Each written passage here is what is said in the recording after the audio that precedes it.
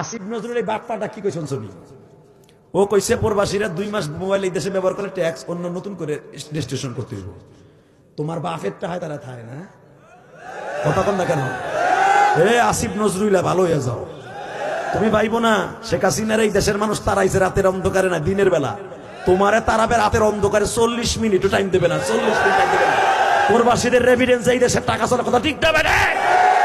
প্রবাসীদের কেন উল্টা পাল্টা কথা কও? ওরা যখন ফোনে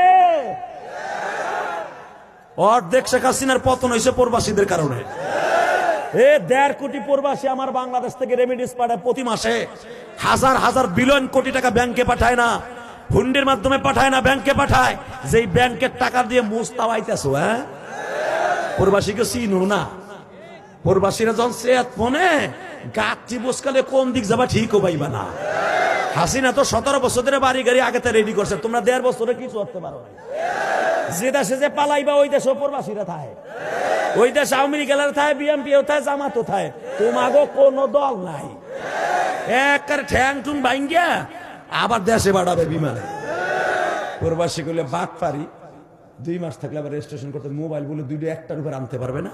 প্রবাসীরা মোবাইলে 1 ডজন আনবে, গুন্ডে দেবে, বাইক ডেরা দেবে। এত বছর পরে প্রবাসী আইবো একটা মোবাইল লিয়া ও ধুলে আইবো লাও। তোমার মোবাইল 4টা, তোমার বোর মোবাইল 3টা, আর হ্যাঁ আনবে একটা। পালন করছে এটার মূল কারণ হচ্ছে আমাদের 16 ডিসেম্বরের পর থেকে সরকার থেকে যেই রায়টা দেওয়া হয়েছে সেটা হচ্ছে 57% পর্যন্ত ভ্যাট ট্যাক্স দেওয়ার কথা বলা হয়েছে। আমরা ট্যাক্স দিতে চাই কিন্তু এটা কম দিতে চাই। আমরা ভ্যাট ট্যাক্স দিতে চাই না, বিষয়টা এরকম না। আমরা অবশ্যই ভ্যাট ট্যাক্স দিতে চাই, তবে সেটা যেটা আমাদের সাথে যেটা সামঞ্জস্য হয় এবং আমরা যেটা দিতে পারি। আমার কথা হচ্ছে অফিসিয়াল ক্ষেত্রে হচ্ছে যে জিনিসটা অফিসিয়াল হচ্ছে 17% দেয়, আমরা কেন 57% দেব? একটা জিনিস তো হুট করে এত তাড়াতাড়ি বাইরে যেতে পারে না, অল্প অল্প করে বাড়তে হবে।